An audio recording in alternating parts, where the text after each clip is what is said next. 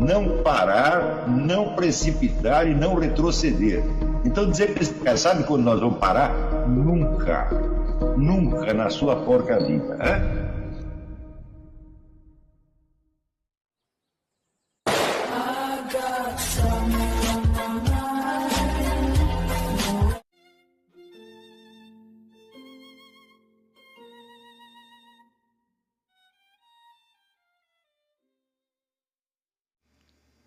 E aí pessoal, tranquilo?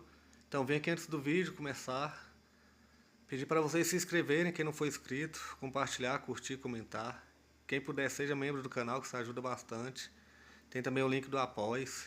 Quem puder ajudar nosso canal e apoiar financeiramente vai ser muito bem-vindo. Mas o mais importante é transmitir o conteúdo e os conhecimentos do professor Olavo de Carvalho para mais e mais brasileiros. Então compartilhe e ajude aí nossa causa.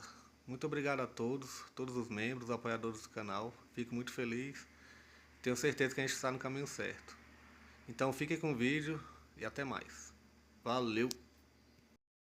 E os tópicos que sempre são abordados são, evidentemente, o iluminismo do século XVIII, que desembocou na Revolução Francesa e, em parte, também na Revolução Americana, e que seria o inaugurador de uma ideologia que o pessoal aqui chama de humanismo secular ou humanismo ateu. Então, com o humanismo ateu começa toda a conversa, que daí vem a Revolução Francesa, o positivismo, o marxismo e toda uma série de movimentos ideológicos que atualmente culminam em gaysismo, abortismo, feminismo, direitos dos animais, etc, etc, etc. Então, a linha de influências causais que eles investigam consiste de movimentos ideológicos, de formulações ideológicas ou discursos ideológicos que teriam ido se espalhando pela sociedade e conquistando os corações e mentes. Esse é um método de investigação que eles usam. Eles pegam o conteúdo das ideias, veem que esse conteúdo é francamente anticristão, há pelo menos três séculos, e veem que esse tipo de influência vem crescendo, crescendo, crescendo. Acontece aí um pequeno problema. Então, em primeiro lugar, o iluminismo ele não influenciou só a Revolução Francesa, mas ele influenciou decisivamente a Revolução Americana, e ele é um dos responsáveis pela ideologia dos Founding Fathers. Portanto, se você vai jogar as culpas no iluminismo, você vai ter que distinguir entre dois iluminismos. Tem um bonzinho e um malvado, e isto evidentemente, um problema muito difícil de resolver. E, em segundo lugar, o que eles tomam, como são pessoas assim, nascidas na América e criadas neste meio, vamos dizer, de influência predominantemente protestante, eles entendem, vamos dizer, como o modelo, o ponto de partida, a sociedade cristã, da qual o presente estado de coisas representaria uma negação uma contestação ou uma decadência.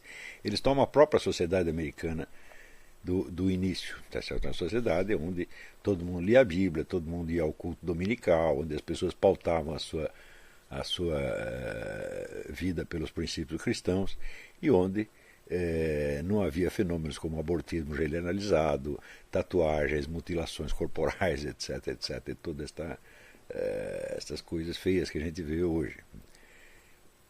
Acontece que esta sociedade já surgiu numa etapa avançada do movimento revolucionário mundial. Então, ela própria traz em si alguns elementos revolucionários contra os quais ela mesma então se torna indefesa. E, em segundo lugar, é preciso ver que todos esses movimentos ideológicos, né, o iluminismo, a Revolução Francesa, o marxismo, etc., etc., eles têm uma grande variedade, uma grande diversidade de discurso ideológico, uma grande diversidade de conteúdos.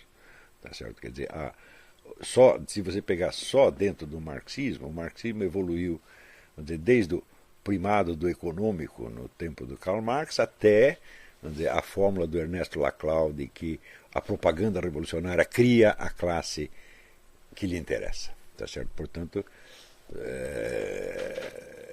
nós já temos aí uma crença no primado das ideias, no primado da propaganda sobre a estrutura econômica real da sociedade, sem contar o historiador inglês E.P. Thompson, que é um marxista e que chegou à conclusão de que é impossível você definir uma classe social, você distinguir uma classe social só por um critério econômico.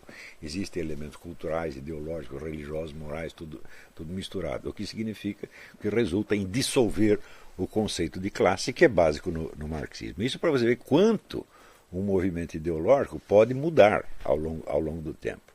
Tá certo? Então você falar em marxismo, está errado. Existem marxismos, milhões de marxismos diferentes.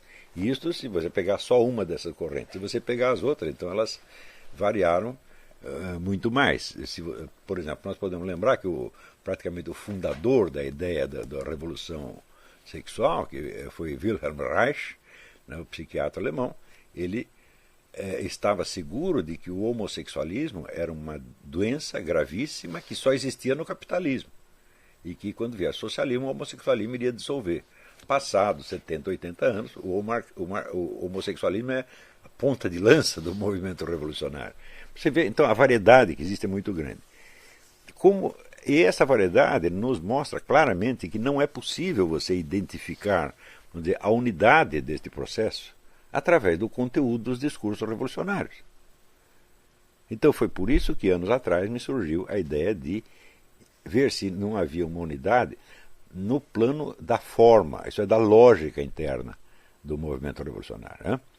E esta lógica, toda ela se baseia, vamos dizer, numa fórmula comum, que é repetida igualmente em todos estes casos, que é a própria ideia de revolução. Então, o que é uma revolução? Uma revolução é uma proposta de refazer a sociedade de alto a baixo por meio da concentração do poder na mão de um grupo de guias ou intelectuais iluminados. Isto é comum a toda esta gente. E se nós perguntarmos aonde começou este negócio, você vê, quando eu comecei a publicar coisas sobre o movimento revolucionário, eu dizia claramente, eu não tenho ideia da origem, eu não sei quando começou. Agora eu já não posso dizer o mesmo, eu sei quando começou. Eu sei quando pela primeira vez na história do Ocidente aparece esta ideia. E ela aparece nas revoluções hussitas e taboritas do século XV, que eram movimentos cristãos. E esses movimentos eles se caracterizavam, vamos dizer, pela ideia de uma reforma total da sociedade para impor o cristianismo tal como eles o entendiam. Então, tratava-se, de certo modo, de você apressar o juízo final, ou pelo menos você aplanar o caminho para o Senhor. Quer dizer, para apressar a vinda de Cristo, então tínhamos que montar uma sociedade cristã, na qual talvez Jesus Cristo se sentisse à vontade. Quando, na verdade, o próprio Evangelho diz que quando Cristo voltar não haverá mais fé no mundo. Né? Pelo menos pergunta, haverá ainda fé no mundo quando Cristo voltar? Né? Eu não lembro onde, mas isso está em algum lugar do Evangelho. Então, na verdade, a vinda do Cristo é causada, vamos dizer, não pelo império mundial do cristianismo, mas justamente ao contrário, pelo reino do anticristo. Não é isso? E, em segundo lugar, o pessoal também confunde, vamos dizer, a vinda do Cristo com o fim do mundo. Né? Também tem isso, que não é a mesma coisa. Né? Tá certo? Mas, de qualquer modo, o intuito deles era baseado no que eles tinham lido no Evangelho. Então, esse cidadão chamado John Hus, né, e um outro pessoal do movimento chamado Taborita, porque se reunia num monte que eles chamavam de Tabor, copiando o nome da montanha onde Cristo se apresentou para os apóstolos, né, montanha onde houve a transfiguração do Cristo. Né, E esses movimentos, a ideia deles era a seguinte, era eliminar o mal no mundo mediante a matança dos maus e instaurar então o império dos bons. E isso evidentemente foi a primeira proposta revolucionária. Você não encontrará uma ideia similar em parte alguma da história do Ocidente, na verdade na história do mundo. Você não tem um precedente. Então eu digo, opa, eu descobri onde começou esta coisa. E esta coisa começa dentro do cristianismo, com um conteúdo ideológico cristão. Você pode dizer que não era ortodoxo, que era herético, etc, etc, mas, afinal de contas, o que caracteriza uma heresia é a sua presunção de representar o verdadeiro cristianismo. Quer dizer, uma doutrina que não seja cristã, que seja extra-cristã, não pode ser chamada herética. O marxismo, por exemplo, não é herético. Né? Tá certo? O positivismo não é herético. São apenas outras doutrinas estranhas, alheias ou inimigas, mas não são heresias. Né? Então, a heresia tem de surgir de dentro do cristianismo. Então, se vamos dizer, o conteúdo desses primeiros movimentos revolucionários é um conteúdo cristão, e se depois disso vão surgindo novos e novos movimentos revolucionários, cada um com um conteúdo ideológico diferente, então quer dizer, o conteúdo não interessa. O que interessa é o esquema originário. E este é o problema, não o conteúdo das ideologias. Quando você está aí combatendo o conteúdo das ideologias, bom, aparece outra ideologia revolucionária e outra, e outra, e outra, e outra, e outra. Pode até aparecer a ideologia revolucionária de tipo liberal. Por exemplo, o que está acontecendo na China, se não uma espécie de revolução liberal, onde um governo comunista, com estrutura comunista, está implantando uma economia liberal na sociedade, sem que isto afete, vamos dizer, o esquema do poder centralizado. Que nos anos 90, os sábios iluminados aqui diziam que liberalizando a economia, ia liberalizar o regime, e eu insistia, falar uma coisa não tem absolutamente nada a ver com outra, porque um regime político não é determinado pela sua base econômica. Isso é uma coisa fundamental. Quer dizer, nesse ponto, o marxismo está 100% errado. E, aliás, o Ernesto Laclau é que tem razão. Quer dizer, o governo comunista ele se impõe pela propaganda, independentemente de qual seja a estrutura social que tem embaixo. Tanto que governos comunistas se implantaram em países com estrutura social completamente diferente, como, vamos dizer, a Rússia, a Hungria, Cuba, países da África, etc, etc. Esses países não tinham a mesma estrutura econômica. E, no entanto, o marxismo vai lá e toma conta. Quer dizer, o que tem que ver, vamos dizer, por exemplo, a situação de Angola com a situação da China ou de Cuba? São países completamente diferentes, mas o marxismo é o mesmo, a ideologia dominante é a mesma e o método de governo é também o mesmo. Então, simplesmente, vamos concluir dos fatos, não é uma doutrina. Não há conexão identificável entre a estrutura econômica da sociedade e a forma de governo que um grupo iluminado implanta nela. Então, não quer dizer que não haja relação, mas não há conexão causal identificável. Né? Então, isto quer dizer que o cristão que tenta diagnosticar a situação atual com base apenas na ideia do humanismo ateu, ele está se esquecendo de que a coisa surge não fora e contra o cristianismo, mas de dentro do cristianismo. Né? Portanto, deve haver algum ponto em que o próprio cristianismo ele é, por sua própria natureza, vulnerável a essas coisas. E o ponto onde ele é vulnerável é exatamente a segunda vinda de Cristo, que é uma coisa que ninguém sabe, e o próprio Cristo diz que não sabe. Né? Porque pelo menos ele diz que não sabe quando é a data do fim do mundo. Né? Então, isso quer dizer que todo o universo cristão ele se funda num ponto que nós ignoramos, que nós não sabemos, e sobre o qual não temos nenhum controle. E, onde quer que a situação social, econômica, moral, etc., se torne opressiva ao nível do insuportável, tá certo? Então as pessoas começam a querer o fim do mundo ou querer a segunda vinda do Cristo já. Então, esse de certo modo, é a tentação permanente. Isto surge, veja, o movimento revolucionário surge no século XV, mas a ideia de que a vinda do Cristo é para o dia seguinte surgiu no quê? No dia seguinte da morte de Cristo. A primeira geração de cristãos tinha uma discussão enorme sobre isso, e o próprio São Paulo Apóstolo ele não sabe direito o que pensar a esse respeito. Né? Ele não está entre os que esperam a vinda do Cristo no dia seguinte, mas ele também não contesta isto francamente. Quer dizer, havia um imenso ponto de interrogação que está aí presente ainda. Então, vamos dizer, este é o ponto fraco do cristianismo.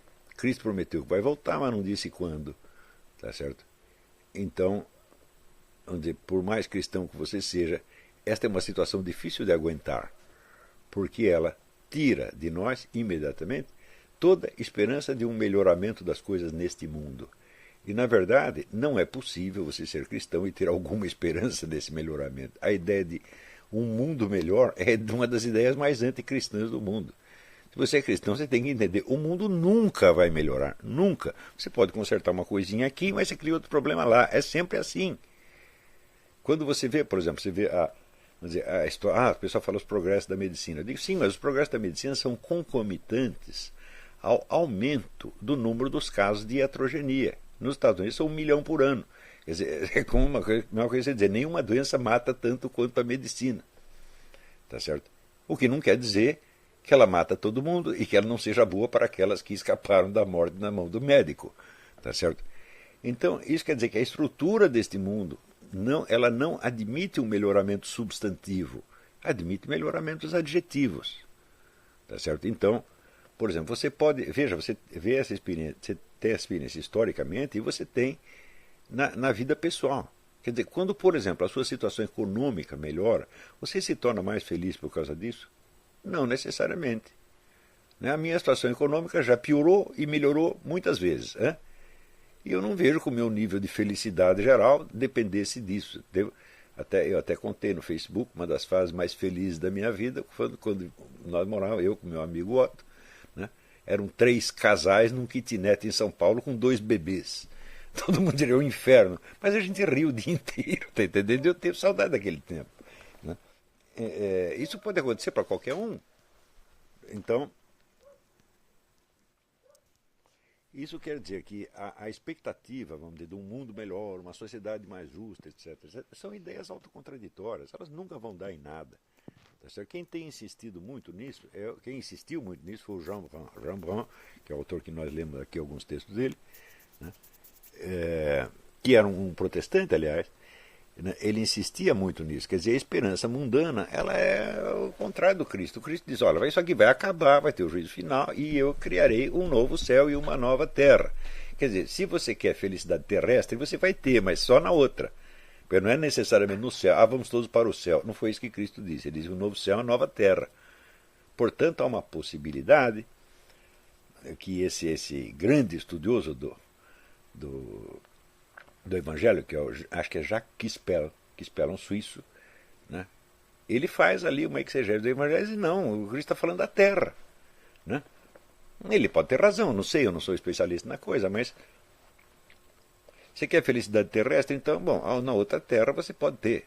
Tá certo? Quer dizer, é a ressurreição da carne. Então, se é a ressurreição da carne, bom, tem que ser numa terra. O que a carne vai fazer no céu? Então, tem que ser uma terra. Então, qualquer que seja o conteúdo da nossa esperança apocalíptica, ela é a única que realmente existe.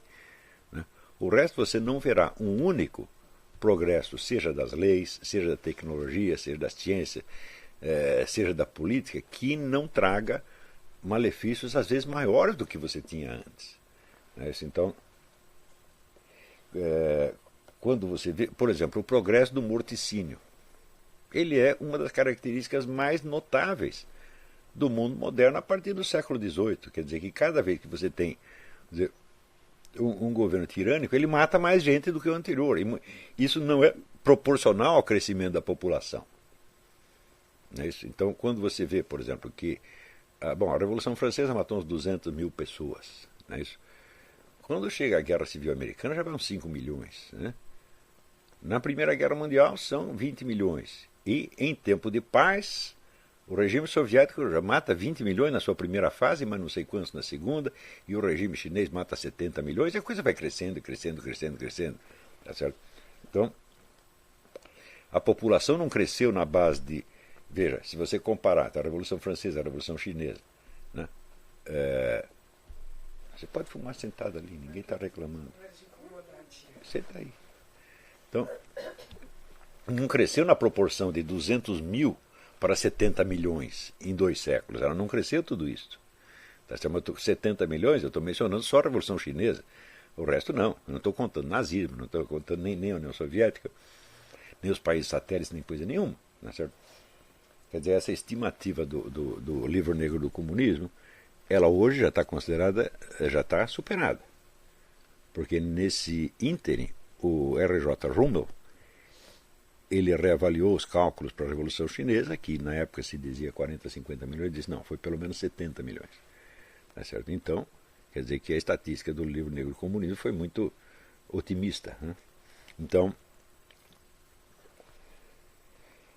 quer dizer, como é que nós vamos encarar a história, como dizia Benedetto Croce, a história como história da liberdade, se a cada época que passa você vê novos meios de você controlar a população, de um governo totalitário controlar a população, chegando hoje em dia, vamos dizer, a possibilidade da penetração total nas vidas privadas. Nós podemos estar falando aqui, tem um camarada do FBI lá a 200 metros ouvindo tudo que nós estamos falando, tá certo? E vocês viram o negócio do NSA aqui, da Agência de Segurança Nacional, que ouve grava todos os telefonemas. Né? Então, se você contasse isso para Mao Tse Tung, né, ele nunca pensou numa coisa dessa. Mao Tse Tung nunca pensou em gravar todos os telefonemas. Né? Quer dizer, sempre havia um certo resíduo de vida privada que era inacessível ao governante, tá certo? E alguns dos regimes mais autoritários do mundo, como por exemplo o Islã tem vamos dizer, você tem uma polícia do pensamento, você tem a polícia ideológica, se você pregar, por exemplo, cristianismo em público, você vai para a cadeia, pode ser condenado à morte. Porém, existe a reserva da vida privada. Né? É proibido, seja a autoridade, seja o cidadão, espionar a vida privada de quem quer que seja. Não importa, tem até uma história famosa do califa Omar, que era, vamos dizer, um genro de Maomé, que ele ouviu um barulho numa casa e foi lá, espiou pela janela e os caras estavam fazendo a maior suruba, né? Um sexo grupal. Tá certo? E ele então invadiu a casa e quis prender todo mundo. Os caras falaram, não, nós é que vamos prender você porque você nos espionou. Ele falou, e é mesmo. Pediu desculpa e foi embora. Né? E isto é clássico no Islã. Ninguém tem nada a ver com o que se passa, né, na vida privada. Também tem as leis severas contra adultério, mas para provar o adultério é preciso 4 testemunhas que tenham visto a imício penis. Se os dois estavam apenas pelados, né, você vai perguntar, mas você viu, né, o pênis ser inserido? Não, não vi. Então não tem adultério. Então você vê até que ponto chega a reserva da vida privada numa das sociedades mais autoritárias e controladoras que já existiram no mundo. Né?